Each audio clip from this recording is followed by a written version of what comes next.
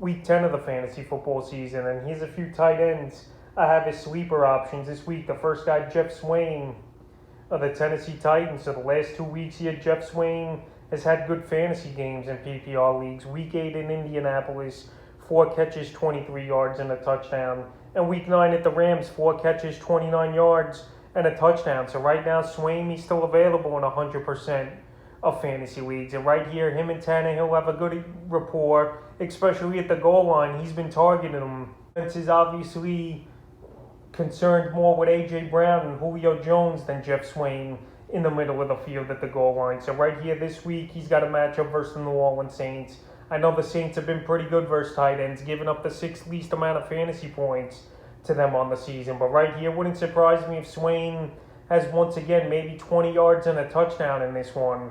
And like I mentioned, he's universally available in 100% of fantasy leagues, but definitely a tight end to consider as a sleeper option this week. The second tight end I have as a sleeper is Ryan Griffin of the New York Jets. So this Jet offense has just been way better, in my opinion, with Mike White or Josh Johnson over Zach Wilson. So maybe Mike White's going to continue to start once Wilson's even 100% healthy. So the last couple weeks here, Griffin seemed to field a little more and then found the end zone in that one for 4 catches, 28 yards, and a touchdown. So right here, if he's going to get another start in this ball game as Griffin, I think he could have a decent ball game versus the Buffalo Bills. We saw Dan Arnold last week have a good game versus Buffalo, and this is a game where, in my opinion, the Jets are going to have to throw the football early and often, especially if the Bills get off to the early start and pretty much make the Jets one-dimensional in this game. So Griffin, we know he's a big red zone threat.